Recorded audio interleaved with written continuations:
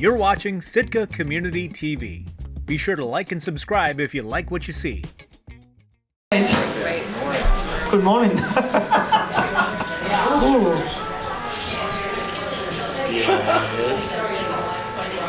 Goody, goody, goody, goody, goody. Yeah. Where's Jean? Hello. You're waving, I'll wave back to you. So welcome to the Mean Queen.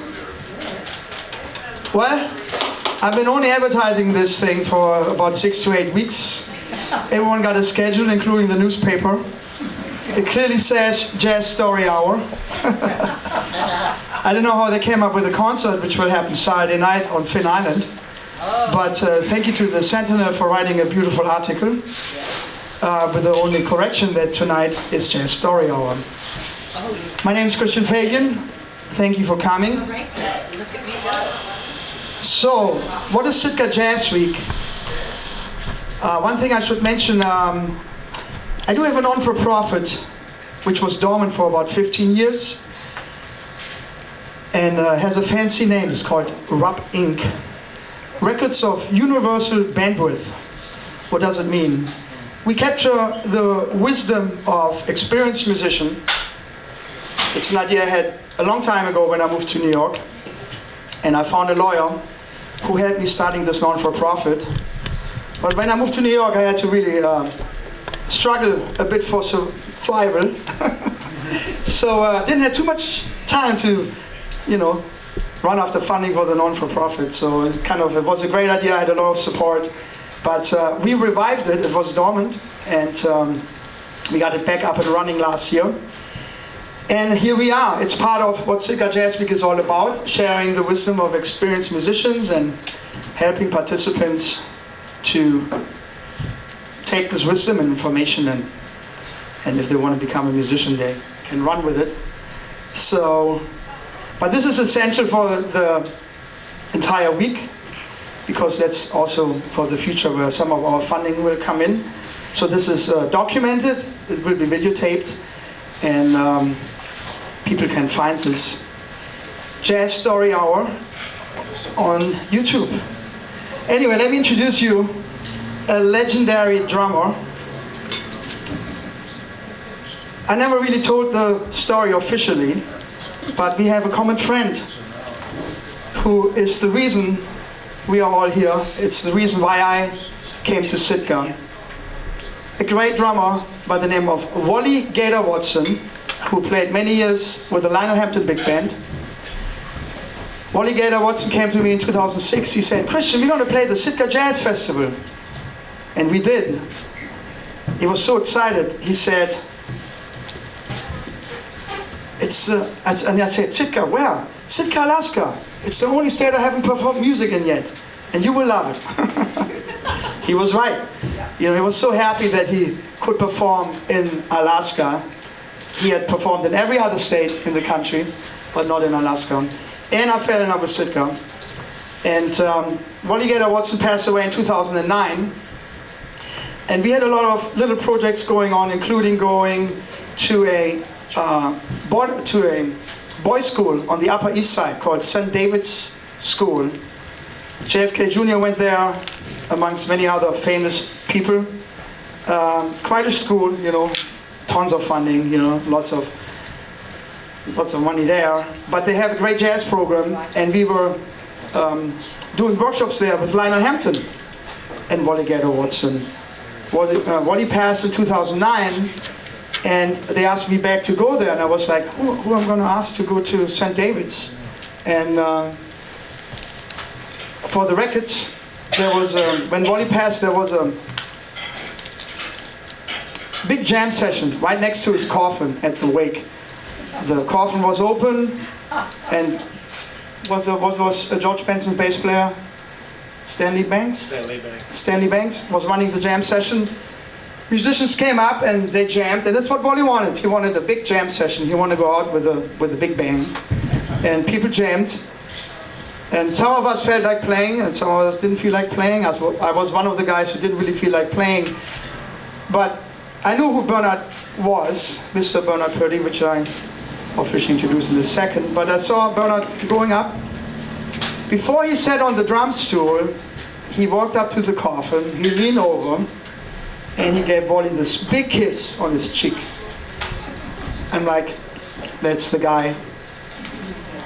And so when we continued those workshops on the Upper East Side, I called Bernard and I was very nervous, and I said, you know, Mr. Purdy, would you come and take Wally's chair for those workshops?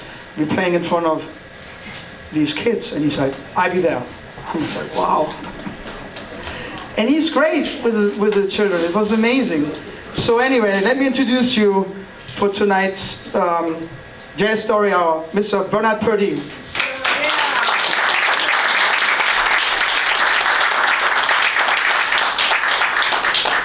Thank you, thank you, thank you. This is a real treat because I'm getting a chance to really go back over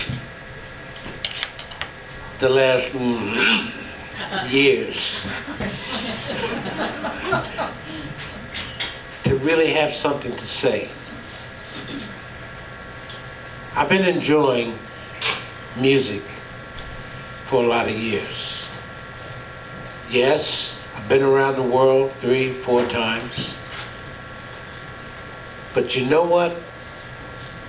It was people like Wally and other drummers that I've become friends with around the world. But also, in my own teaching, I had to let everybody know that for things to work, for things to happen, as a drummer, and every drummer in the world, I let them know that you need to make sure that you have a bass player as your friend and companion. Because that's who you need to keep you straight as a drummer. I can do just about anything I want as long as the bass player is guiding me. As long as the bass player is letting me know this is the direction that we're going in. So, just so you know, it still works today. And that's what I try to convey to all of the students that I have been teaching for the last 50 plus years. You need the bass player. And if you don't, if you really, truly don't believe me, you go work for somebody and the bass player doesn't support you, I guarantee you, you'll be fired the next week. Yes, and that's a fact. Because I don't care how big your ego is or how good you think you are and what you have to do, you need the bass player. Everybody else can fit in.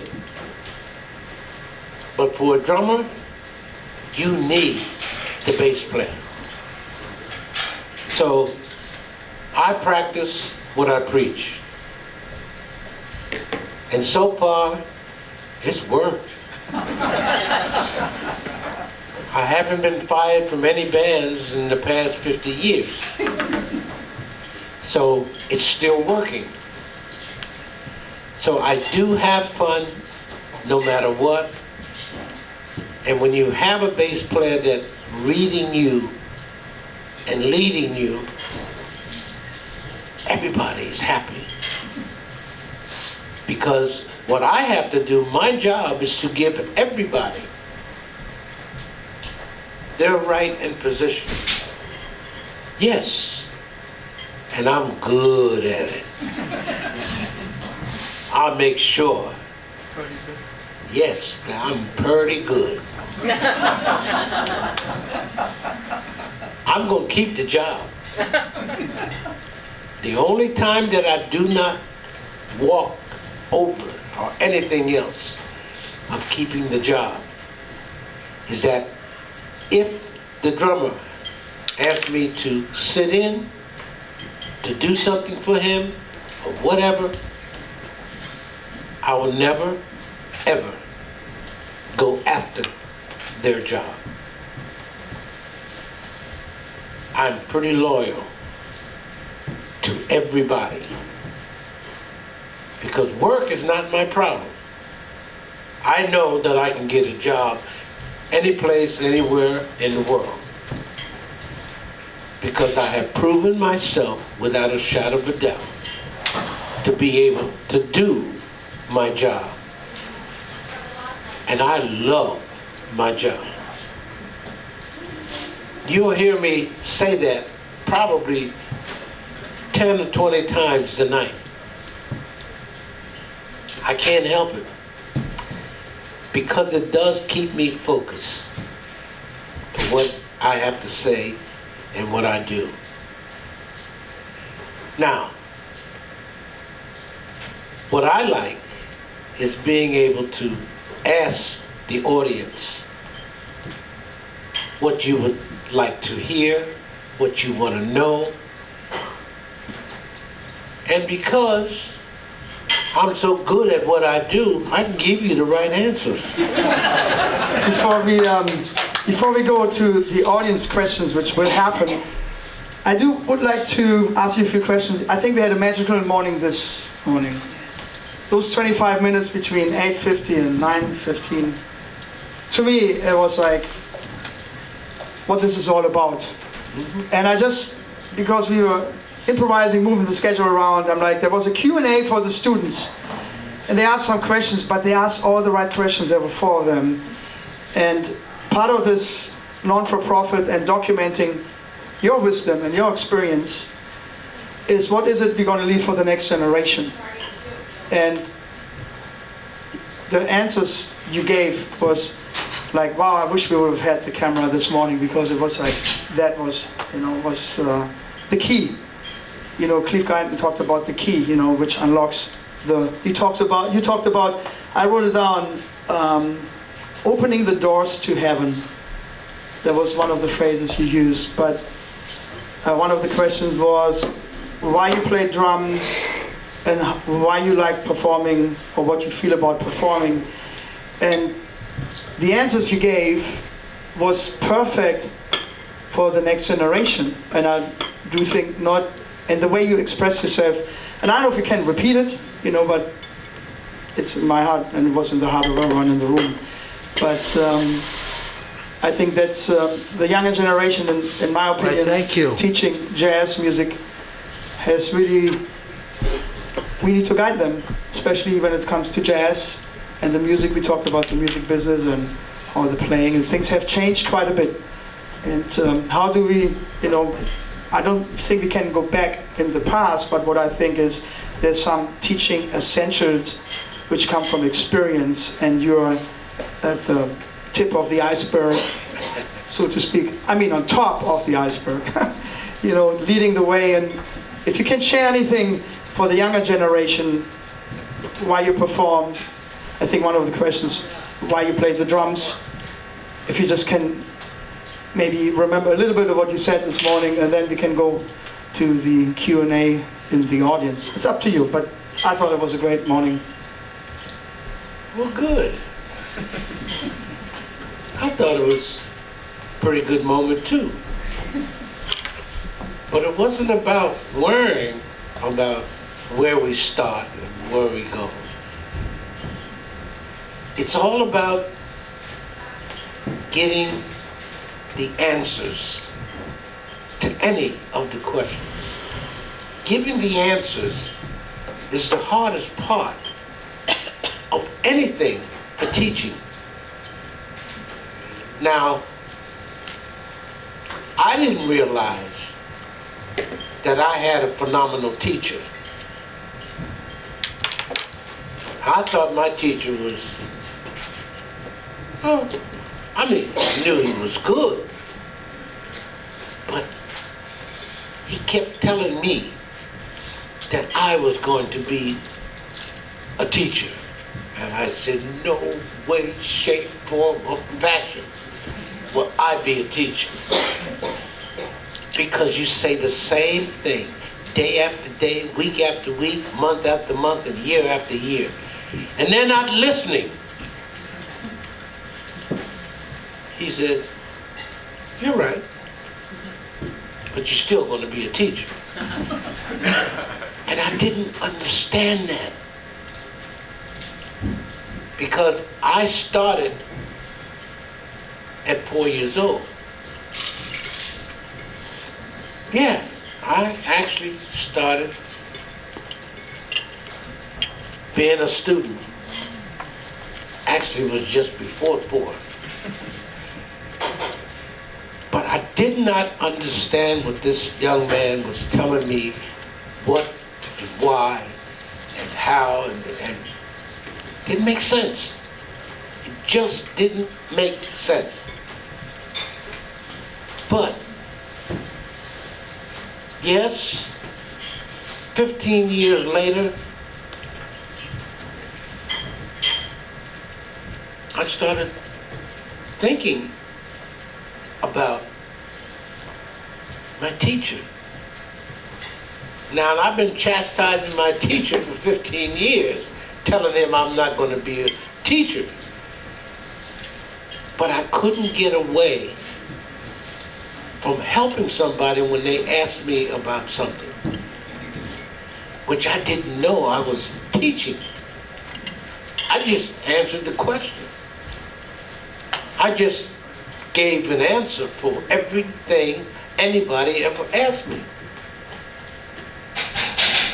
Because I experienced it. And because I knew how to tell them they were wrong.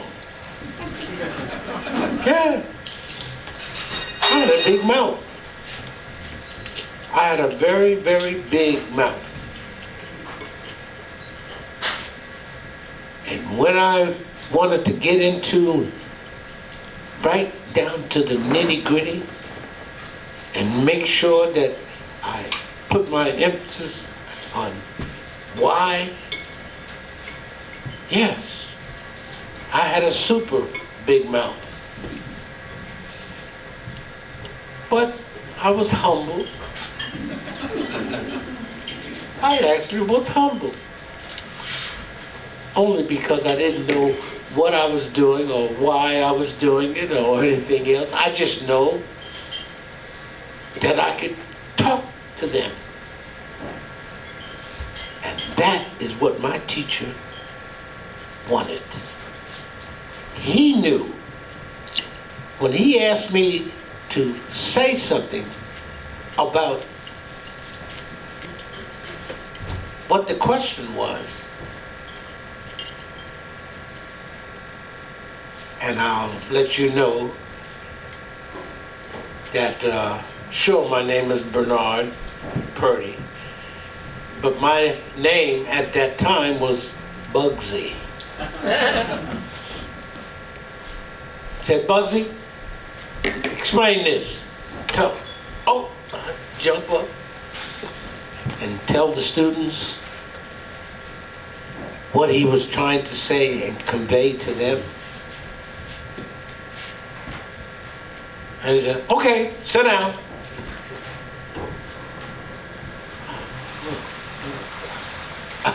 Yes, sir. So fast. He cut me off at the pass. I didn't understand that. But I also didn't understand why he kept telling me that I'm going to be a teacher. None of that made sense to me. But I would still go in and I'd do it. I also, at that time in my life, there was no money. I had no money. So I didn't know. I just didn't know that you go before somebody, you gotta pay. But he allowed me to stay. But he said, just remember, you don't exist. And I said, what are you talking about? You don't exist until I ask you to speak. Oh. And I didn't understand. Well, why did you keep asking me? I wanted to say this. Why do you keep asking me to speak to the class, to the students? Okay, in fact, what it is, that's what it is. By the time I was 6, I made a mistake. I made a serious mistake. I spoke when I wasn't supposed to. Boy, oh boy. Out! Out! You don't exist! Out! And I got put out for 3 days. I cried all 3 of the days. I went to every one of the students, their parents, and begged and pleaded for them, please let me come back into the class so I can, I can't be on the outside. I just can't be on the outside. Please, you gotta help me. And I promise I will not speak when I'm not asked to speak. I promise, and I promise. Well, 3 days later, he said, Bugsy, you can come back. But remember, you don't exist until I speak to you and ask you to speak to someone else, to speak to the class. And I was about to say,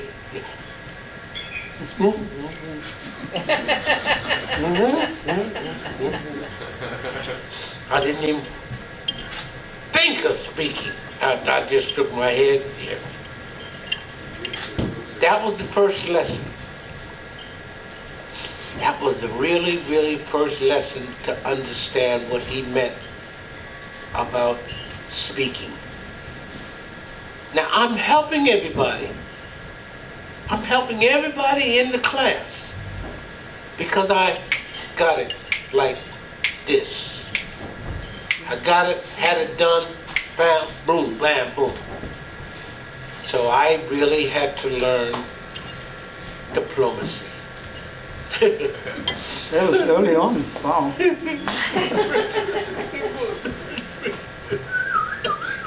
Wow, you're right about that. And I also, what you said this morning, you are number 11 in a family out of how many? 15. 15. He's number 11 out of a family of 15. And what you said this morning was that it never occurred to you that your parents didn't have a lot of money. You always thought you had money. Of course. Listen. How could somebody tell me that I'm poor? No way, shape, form, or fashion was I poor. I got a big family. I do whatever I'm told to do, bring the money home, anything, nothing would stop me from doing what I did. Every penny that I made went home. My grandfather, I'd give it to him, bam. Out the door I'd go to the next job. So I didn't know what being poor was about. Ever. Until I was in my 20s. but I didn't know. And as the time went on, I started learning about everything that I could possibly learn. And I could, I could talk to you and tell you thousands of stories. But then again, it would be boring because you heard it before from so many other people. But you never heard it from me because I had to learn diplomacy. And I had to learn to speak when I was told to speak. All of these things work when it comes down to learning your craft. And that's what I had to do, learn my craft. And I got good at it. I wasn't going to worry about anybody, anyone taking things away from me because I'm going to be the best at doing my job. This man put a lot of trust into me. And I had to, like I said, I really had to learn diplomacy. And it took me a long, long time. But when I started to learn and understand about diplomacy, I even learned that I had a big mouth. I would don't speak until you're asked to speak. Understanding it was the hardest part. But I started to learn what he had to say, what it was all about, and why. It's another ball game. It's another ball game. Yeah. Thank you. What also came up this morning was great. One of your answers in terms of what really struck me. One of the things we're working on is working on performance anxiety. A lot of the participants struggle with that, getting really excited or having performance anxiety. What you were saying is like, you love yourself, you love everything you're doing, and you're the best drummer in the world. And then you said, I know I'm not the best drummer in the world, but I'm the best drummer in the world. So this confidence, yeah. I didn't quite say it like that. Okay, sorry. I'm trying to rephrase. Forgive me. Yes, there's nobody. Sure, I believe in myself. Of course, I do. But I'm not the best drummer in the world. I'm the prettiest. That's where I got my nickname, Pretty Purdy. So, I don't worry about being the best. The best means that you're in competition with everybody all the time. I don't have to be in competition. I'm good at what I do, and I'm going to make sure that I get the job. That's what it comes down to me. I go for a job, I'm going to get it. Now, that's the confidence that I have. But I also am smart enough to understand, to read first about the job and who you're going for, who you're taking the place of. Believe me, I'm good at that. Because I'm going to make sure that I look better than anybody else. I'm going to be dressed properly. I'm going to do what I have to do. And I'm even going to learn how to shut my mouth and do it right. So when I go for an audition, it's mine. And that's what I've finally found out about my teacher. That's how good my teacher was for me. He stayed on my case. He really did. I lost him by the time I was 15. I didn't know what happened. I was told that he moved to out in the Midwest, and I didn't know. I looked for him, and I looked for him. But I remembered everything that this man taught me. And I mean everything. And then I started to realize that I was a spitting image of my teacher. I started to understand him. I started to understand why he kept telling me, don't talk when you're going for a job. You listen and find out what it is that you have to do. I had to learn diplomacy. I really did. Because I was always the first one to jump up and say, I can do it, I can do it. I can do this job, I can do it. You gotta wait till you're being asked. That's how you get the job. You perform when you need to. That's how you get in front of the line. And that's how you're going to get the job and make the job work for you. Diplomacy was not in my picture until I was 20 years old, maybe. By that time, yes, I started to learn about diplomacy. And I got good at it. I got real good at it. So from there is when things started to happen. And then I started to create. Yes, I'm a creator.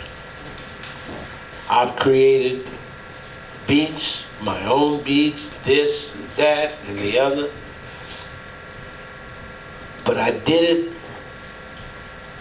and how well I did it. More hit records than anybody else in the world. Yes, you're looking at the world's most recorded drummer. Yeah. I told you in the beginning I'm good. No one wanted to believe me. So, yes, I have the title. There's over 4,000 albums that I'm on. 2,500 different artists. The record probably won't get broken because nobody records as much as they did years ago. And this is all long before you could do this. But people today steal a lot. Yeah. Oh, they steal. There's no doubt about it.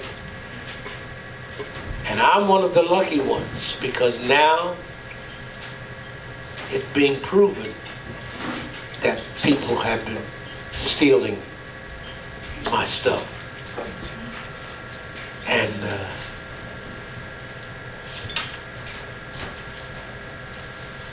the Purdy beats are out there. There are thousands of records that have it. Every drummer in the world has to learn the Purdy Shuffle because of so many hit records with it on. Yes, it's that many. But the beauty of it is that I created it. Thank you. One more thing I wanted to touch up on is we talked about loving the audience, like old school kind of performing. We mentioned Dizzy Gillespie, talked about my teacher Mike Longo, and talked about the participants and the students, how important it is to love the audience. The audience, they come from all over the world. Yes, they come from all over the world. And fortunate for me, I'm still being called to actually perform the Purdy Shuffle with different artists today. So I'm still recording. And I don't mind showing you what the Purdy Shuffle is.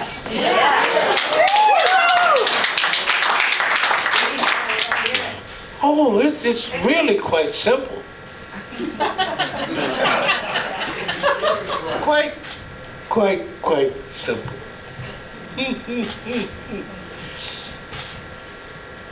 It only took me 40 years, but it's quite simple. Yeah, I'll be very glad to show you that.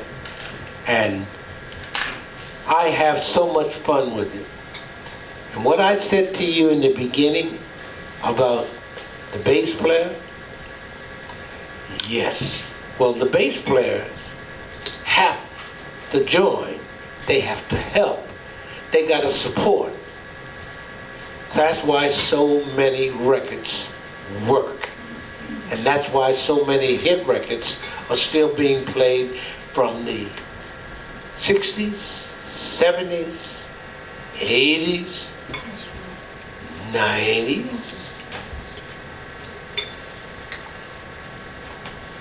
2000.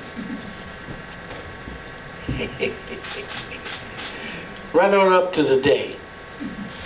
Yes, the Purdy Shuffle is still the most sought after feel, groove, attitude. But not all of the drummers of the world play it quite like me. I just put a little extra. But it's so easy for them when they learn how to read music. Yeah, all drummers don't read music. They got feel. They do their thing. That's okay. There's nothing wrong with that. But the feel that comes with it is energy. And you've heard it on thousands of records. Yes. Yeah. Aretha Franklin, Steely Dan, Hall & Oates. You got all of these folks out here that made so much money. It's ridiculous. But I'm so glad that they still think of me when they do ask me to come and join them, for things like that. So my legacy hasn't stopped as of yet. So I'm still working on trying to find something else that I can stick in the music. Just change it a little bit. You're busy. I know you guys are all over the place. You've been traveling, Brazil. You guys go anywhere. It's pretty amazing. Well, maybe at this point, just before we get to the save the best for last, Purdy Shuffle. Any questions of anyone in the audience to Mr. Purdy? There's an arm goes up. Your name is Debbie, right? Yes. Hello, yes. Debbie. Hi. It's great storytelling. I'm curious if you remember your very first recorded album and who you recorded with. first recorded album. Yeah. There's a young lady that was called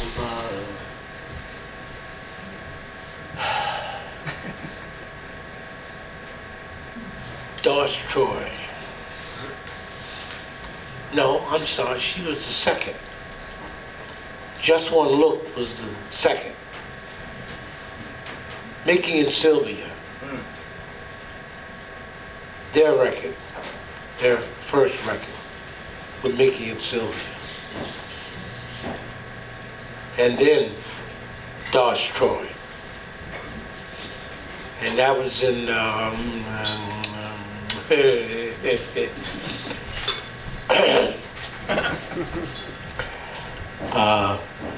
1961,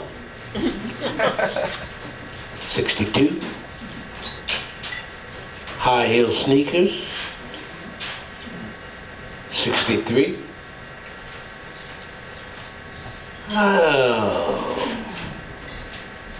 Another 10 to 15 different records in 1964. Hall & Oates.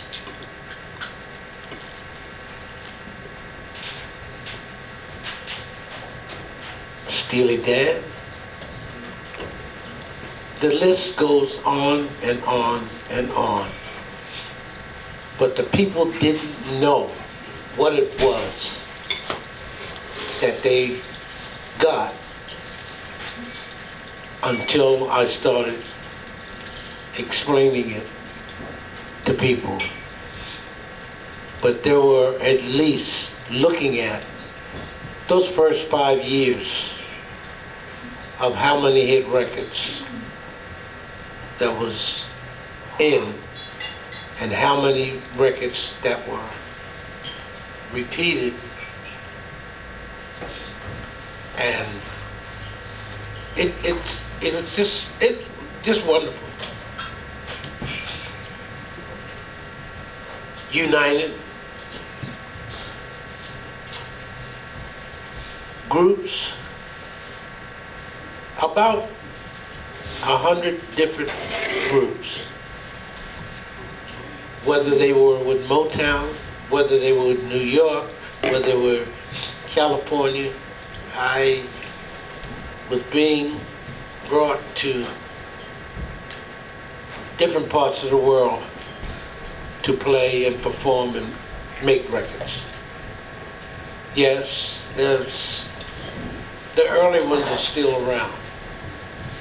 Those records are still happening, and they're still going to happen in a big way. Right now, the records from the 70s are the biggest records in the world right now. Commercials. Those commercials, you are spending money and buying clothes and you name it, beer, wine. It's all coming back, yeah. It's all the music from the 70s. Those records are still making money for people. Every last one of them. And the Purdy Shuffle is in the middle of all of that. Give it up for Bernard. I have a question coming to studio recording. Your very first recording, studio is a whole different experience than playing live. Oh yeah. Has a different focus. I remember my first studio experience, I was living in Holland, and my hands were cramping. I was like, oh my God, you're so aware of being recorded. So how was your experience in the studio? Is anything you learned in the studio? How was your experience, and how did you being the most recorded, obviously you're in your comfort zone. People know what they get. They hire you and you deliver and you be hired back. But when you went to the studio the very first time, was there any odd situation or something you had to figure out to the right mindset maybe, or attitude in order to make sure that whatever you play comes out on the tape. Back in the day, they had tape. Well, yes. What happened is that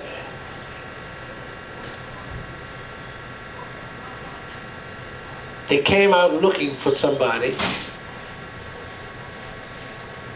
around the corner, to the bars, to the clubs, and all that other stuff, looking for a drummer to play with Mickey and Sylvia.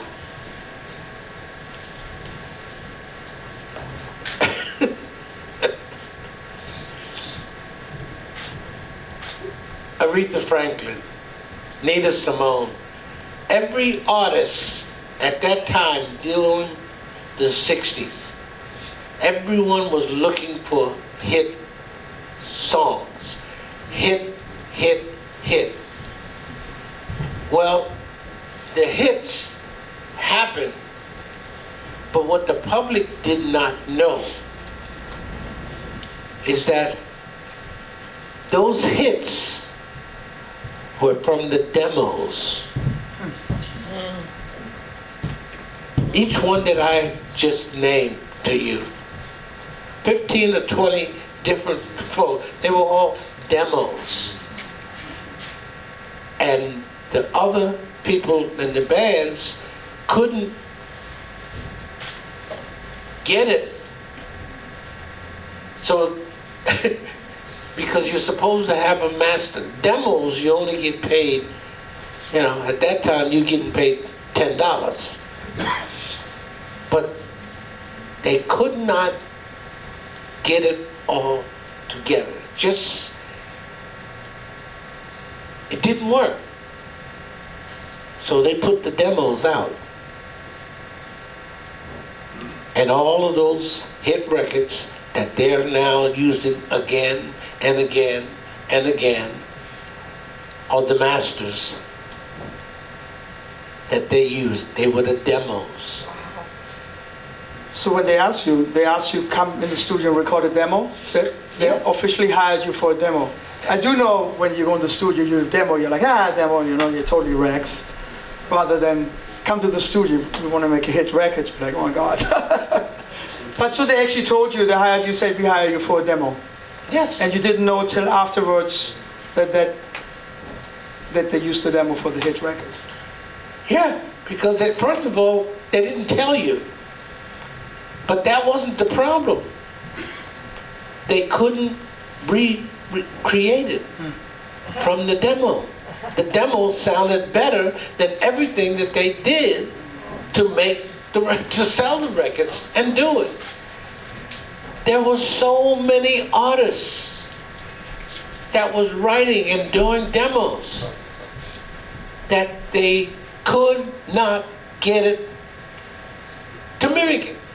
Just to get the same thing. There was something there that was magical.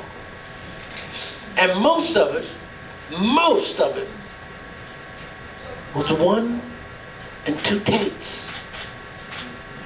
That's what happened. So the 10, the 15, the 20 takes that they were doing didn't come anywhere near or close to what the demos were. Yes. So consequently, for me, it was a wonderful feeling. Because yes, I was actually creating and recreating. I was lucky, I was fortunate. Because, like I said to everybody else, I've always had a big mouth. I like what I do, and I would like what I did each time that I was doing the demos.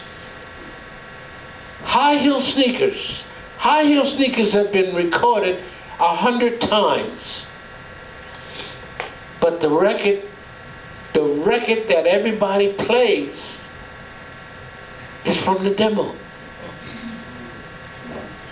Yes, it's really quite simple, because that is what they are trying to recreate when they go and they play and they make these songs over again.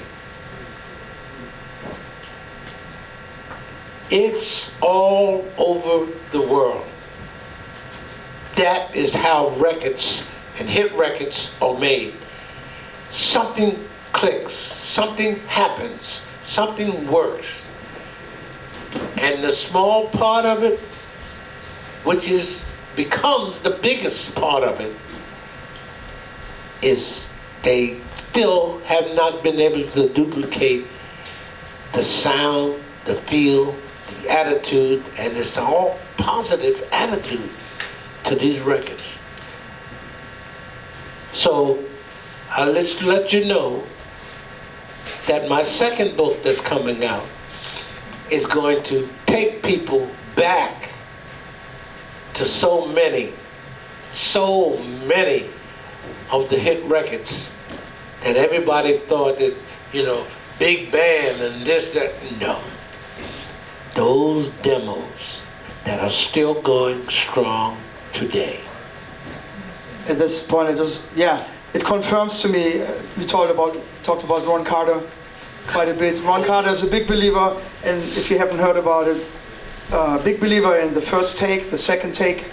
Frank Sinatra was a big believer in the first take and the second take. Yep. Miles Davis, first takes for most of his recordings. Mm-hmm. So there's something about, and I mean, you know that, and you talk about the magic, but the first take and the second take, there's something about the magic when you go into the studio, which when it happens, you won't get it in the fifth, sixth, and seventh takes. You talked about earlier this morning about 20 takes of something you were trying to do, and they didn't get it. Listen, so all these great musicians are big believers in first takes because there is something about the attitude, the spirit, the approach, the relaxed attitude of the musician, which cannot be recreated in the third, fourth. To me, that's just a confirmation. I'm glad you're saying that. And I didn't know they call it in the R&B word or the recordings you mentioned. I didn't know they called it a demo. That's what it was. Do you think it was a trick to get the musicians to relax, or just to get the musicians also cheaper, or it just they didn't know?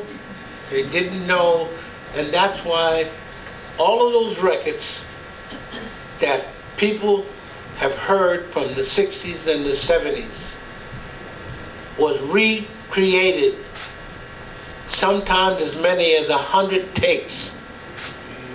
It didn't happen. And they went back and put the demo out, and that's what you have bought throughout your life. Those were the hit records. Those were the ones that happened. Sure, there are other records that happened that you've taken 50 takes. A good example is Steely Dan. There are records with Steely Dan that, yes, their most sought after records are the ones that was in first, second, and third takes. But they have records that 50 takes, 60. We have one of them that the Spirit, Paul Simon, Love Me Like a Rock. Love Me Like a Rock. Yes. It ended up being the third take. But we worked on that same song for 2 weeks. Over 100 different takes. The one that made it and put them into the $1 million markets is the first, second, and third take. That's what happens when it's right. When it's right there in front of you. But you got to prove something to somebody and to the industry. And that's what happens. The big companies will spend the money. They'll spend the money. Especially when you got an artist that heavy duty, and they're making money with them. They don't care how how much that you stay in the studio. When you got an artist like with him, he gets paid. He gets paid from everything that he does. He doesn't have to pay for the record itself. The first record press, that's when you got artists that do those kind of things, and it happens. Some people don't pay. Barbra Streisand. Barbra Streisand don't have to pay. She made so much money for the record labels and all, and they said, go do what you gotta do. Go do what you, don't worry about it. Don't worry about it. Get paid from the first record press. That's a major thing for an artist to have. You only have a few artists like that. A few. Yeah, she did so well. I think she didn't perform for 30 years. That set her up. Yes, and it's amazing that you don't have more people that can do that. But the record labels, especially at that time, years ago, oh, no. Hey. This artist, that artist. Because they made so much money that they don't want to lose the artist. They don't want the artist going to another label. Why? Because they didn't give them a $50,000 or $100,000 or $500,000 or something. So when they're making $1 billion with these clients, that's money. That's big money. That's the business. That is how the business worked. You just don't have people that, in today's world, that get those kind of deals. Yeah. They just don't. Thank you. Any other questions? Yes. Me? Your arm is up. Okay, I can tell. Back to when you were 6 and you discovered yourself, Back when I was 6, or 3. well, yeah, between 3 and 4 was the first time that I realized that I was going to be a drummer. But you want something else to go in there? Is that what you're trying to say?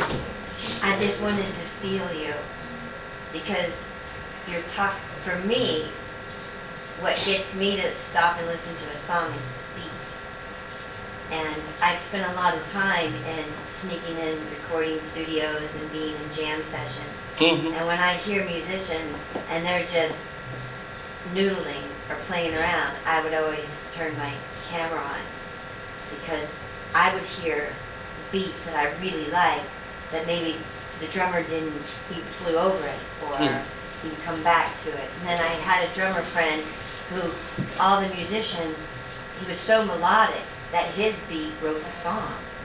So, I don't know, this is my first time to actually meet you and know you. I lived kind of my own little bubble out in the ocean. And I could just feel the beat off of your energy. I don't know all the songs that you've been on, but I know that Purdy Shuffle is gonna rock my world. But the energy, Yes. It is. It is energy. Don't get me wrong. It is energy. Every beat that I've done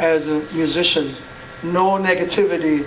And I think what you also was pointing out is the energy you attract. So, and it's part of the success. People know when they get you, they get a positive mindset, positive energy, and you think positive about yourself. You love yourself. That was very important for the students to hear that, because it's it's not that we hear. I mean, our own voice most of the time is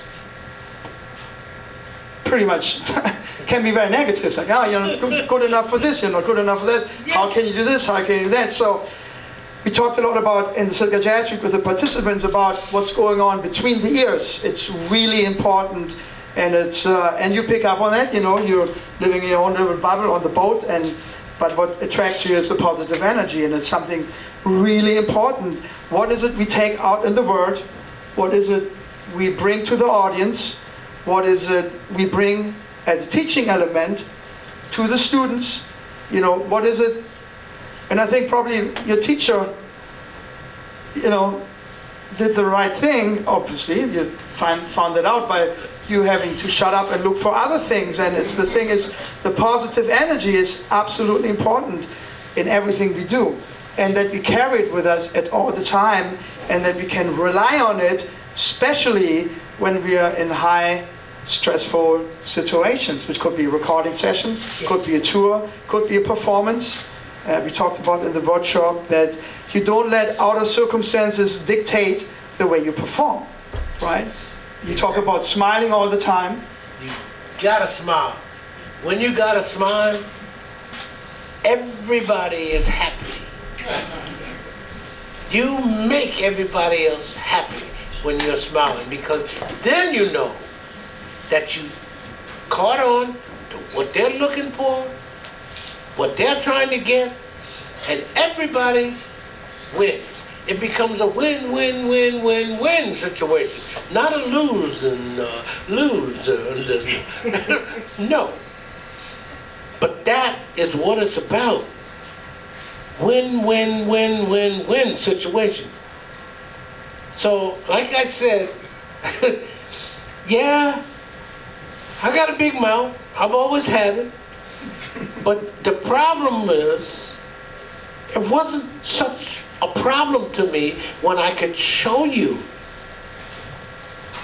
When you ask me about what I'm doing, and then you like it, hey, whew, I just jumped in front of everybody else. Yes, and that's what I used to do. I am a musician. I love what I do. I love folks. I love being able to handle the situation. Yes. So I give all the time.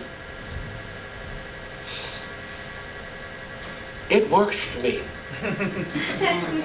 It really does. Because sure, like I said, I got a big mouth, but I put out. I give you what I'd like for you to have so you can try it yourself. And as long as it works for you,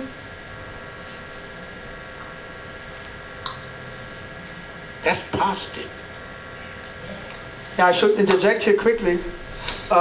We talked about, a lot of the music programs in the country go down, and sports, it's all about sports. And we talked about that in sports you will always have a winner and a loser. You have two teams playing against each other. The thing about music, there's no loser in music. You play for the audience wins, the musician wins, and everyone goes away from an event, you're elevated. It's a big difference.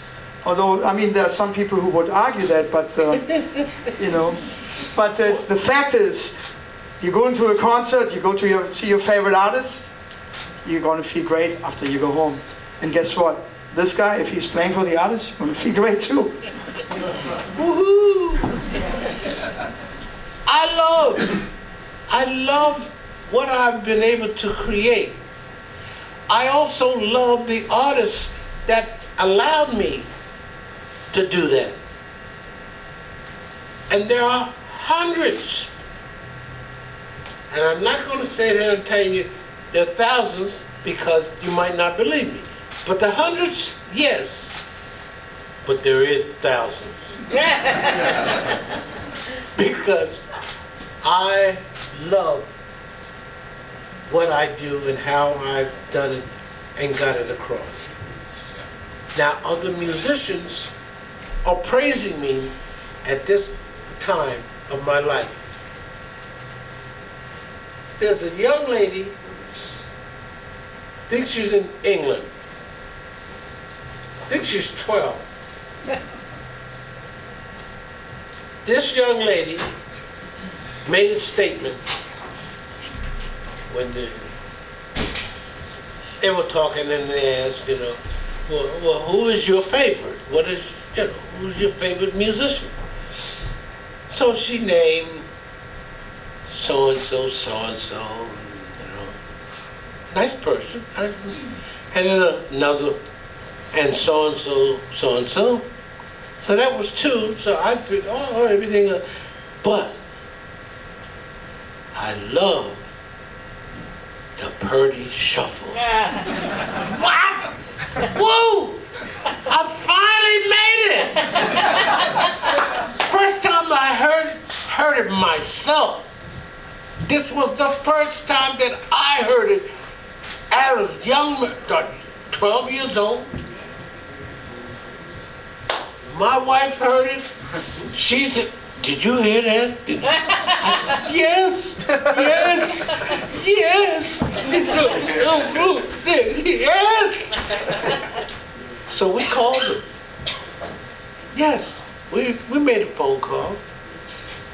And I made a phone call and we thanked them. And hopefully, I'd say, right now, I'd say maybe in, next couple of months, we will finally get together and I'll get a chance to play the Purdy Shuffle for her on her record. That's great. Because that's how I feel about it.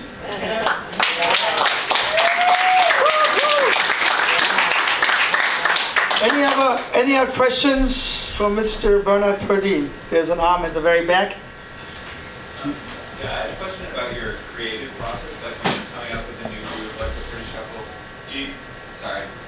Do you think about it sort of analytically, the way that you described it to us just now, or do you think about it more in terms of just the feel, or like you said, sort of an accident?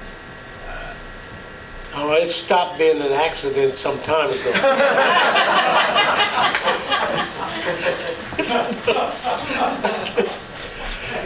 Sir, believe me, I do it all the time now because I've been forced.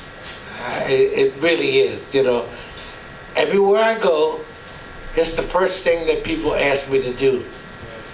And I try my best to try to make it the last thing. Because once you do it, nobody seems to want anything else.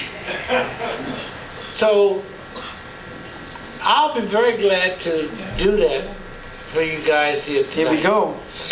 And you just let me know. Just let me know if you like it or not. So, if you want me to record on your record, that's good too. You can call us. Listen, I got new management now.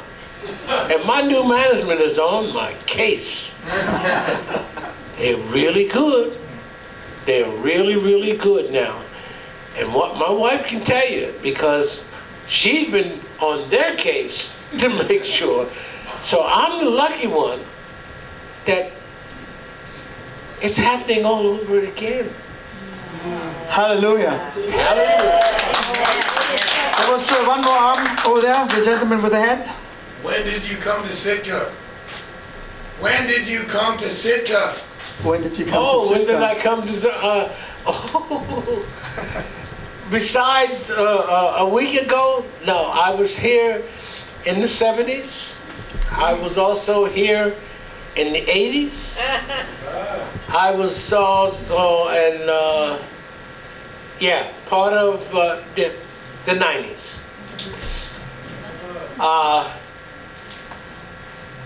Let's see, what did I say?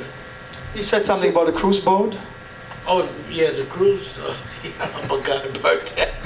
Yeah. That's a good thing. Well, I used to play on a lot of cruise ships, but that was like when you have specialty ships, you know, jazz, blues, R&B, pop. I play all genre of music. So one of the ones, the one in the 70s, did I say the 70s? You did say the 70s. Huh? I thought you said the 70s, but maybe it was the 80s. You mentioned Jeff Beck on the Yeah, cruise. well, Jeff Beck. We were doing a world tour, and we came here in the 80s. That was 82. No, 85. Because 82 was, that was Dizzy Gillespie. I'm glad you mentioned his name. I want one more question and then you can do the party shuffle. About Dizzy. But go ahead, I was interrupting you. Yeah, and also another group that I came, same thing, cruise, and it was really, really nice also. But this was the Blues Cruise. Well, the Blues Cruise happened to be a little bit of both blues and a little funk.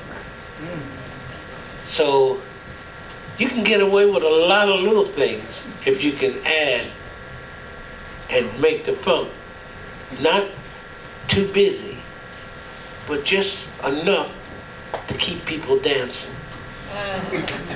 My whole life, everything that we did, I was told, you gotta make people dance. Big band, little band, intermittent band, doesn't matter. Make them dance. So I have gotten that all my life, as far as I can remember, everything. You gotta make people dance. And I believe in it. I have always believed in it. And I'm still making people dance.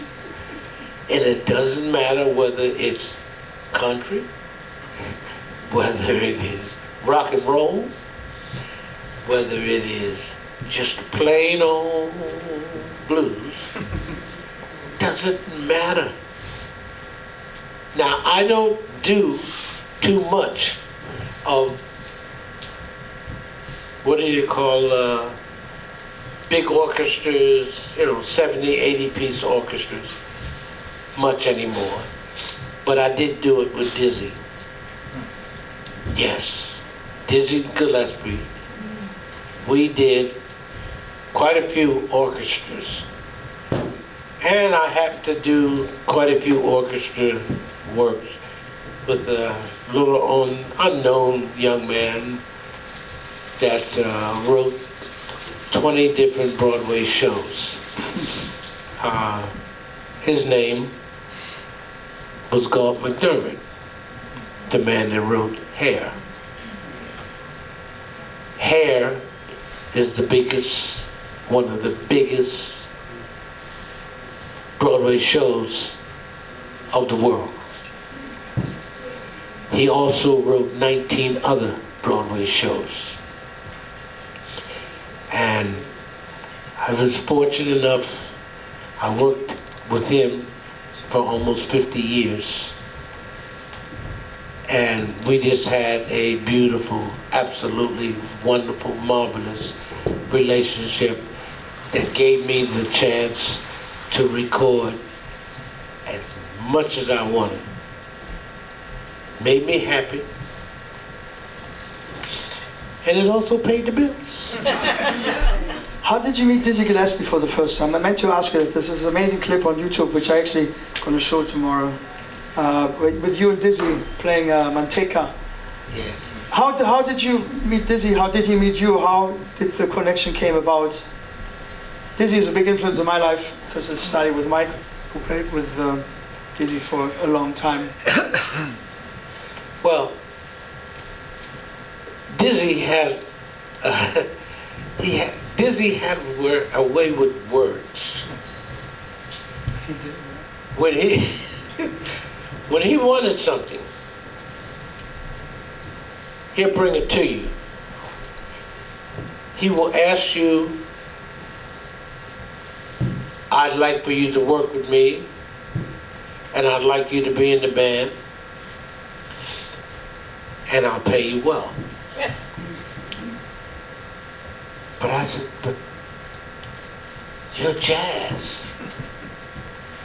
He said, yes, but my money isn't. Dizzy was the first person to me to pay rock and roll money. That's right. And it wasn't but 4 of us that he had to worry about paying. 4. I had 2 full years. Boy, oh boy, oh boy. I went around the world with Dizzy. Around the world. And at that time, Dizzy's picture was on every festival. His picture was on the poster. He was a star. But what a gentleman. What a beautiful person. It's just something that you just don't find. You don't find that kind of person in the jazz world. I love all the folks in the jazz world. I do. But half of them do not pay you the kind of money that Dizzy Gillespie paid. That's right. So you stay focused, you do what you gotta do, and here's poor people traveling together around the world. And we pick up orchestras.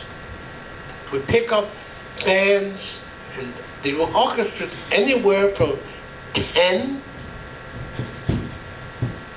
to 50 people to do orchestra, because he had those kind of charts that he could do. It's amazing. It's absolutely amazing. And I took the drummer's place, good friend of mine, but he wanted to stay in the States. I can't go into a lot of details with him, but that's what he wanted to do. So Dizzy called me and said, I'd like for you to go on the road with me. I just said, well, I just can't do it tonight. I can do it tomorrow. And he said, good, because that's when we're leaving. But I tell you, it was remarkable for me, because I had 2 straight years, and boy, oh boy, oh boy, 50 countries. 50. Yes. I didn't know there were that many different countries in the world. Yeah, 50 different countries. God bless you. It's amazing. Any more questions? You guys want to hear the Purdy Shuffle? Yeah. Oh, no. You couldn't possibly want to hear it now. I mean, that's. Oh, wait. Okay, you want to hear the Purdy Shuffle? I want to hear the Purdy Shuffle. Yeah! One more time. One more time once. One more time. Whoa! I want to hear it for each other. Hand on, Reba. Hand on. Yeah, that's how it starts. That's how it goes. Alrighty. Now I gotta figure out how to get over here. Oh, there you go. Whoa, whoa, whoa, whoa, whoa, whoa. Do-do-do-do-do-do. Yeah. We had a good time today, so the time was so good I totally forgot what I was doing. And I said, okay, I'll make it work. You know, it's all right. It's okay. So. Oh, yeah. Oh. Woo. Yeah. Nice drums. Nice set of drums. But for those of you that know anything about instruments, I just want you to know that you're one of the first people in the world to hear Bernard Purdy cymbals. Yes, they're mine. This is my line. They gave me exactly what I asked for. And that's why I say new management, marvelous. Oh. Yeah. Now, under normal circumstances, I don't set up this way, quite this way, but you know, it's okay. It's okay because I'm just going to have a little bit of fun.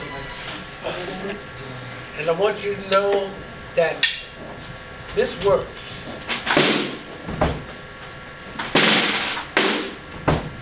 Hey.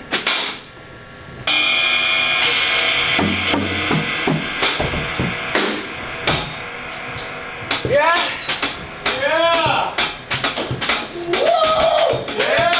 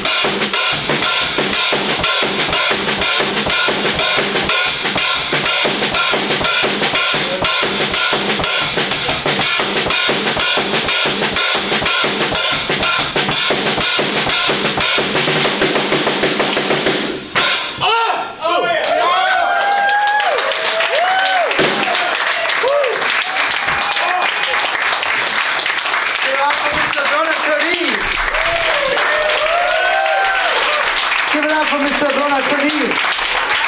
Bernard Pretty. Thank you so much. Thank you for coming out. Any final words of wisdom? Just love yourself. Music is there for you. It doesn't matter where or what kind, it doesn't. Energy. It's all about energy. Now, I have so much fun where what you were hearing the whole cotton picking thing without worrying about it. Because one part of it is where it stays like this. It's halftime. It's a full halftime. It's the energy that you put into it to get other things to go with it. And what I was doing is singing a song. That's how I keep everything fresh. I believe when I know, when I'm seeing and understanding what it is that we're looking for and where we're going, yes. I walk over to the piano and I take a look at the chart to see what's on there. And that's where I go from. I put it here in the old memory and realize that, okay, I know where I am and what I'm doing. So I just make things easier for myself because 98% of the people that I work with, they don't want to write out the drum parts. That's just pure laziness. But I don't care. At this time in my life, I don't have the problem because I can memorize what I see, what I saw, and then I listen to see who is going to be playing. Because we all have to be on the same page. And that's the beauty of what the Purdy Shuffle is about. We all have to be on the same page. And it works every time. Every time. And when you want to go, woo-hoo, out, you can do that. You can actually do that. But the Purdy Shuffle is here to stay. It's going to make a lot more hit records. Amen. But I'm so pleased to be able to do it for you and hopefully get you to understand what it is that a musician does. Gracias, por favor. Thank you. Thank you. Thank you. Give it up all the time for Mr. Bernard Purdy.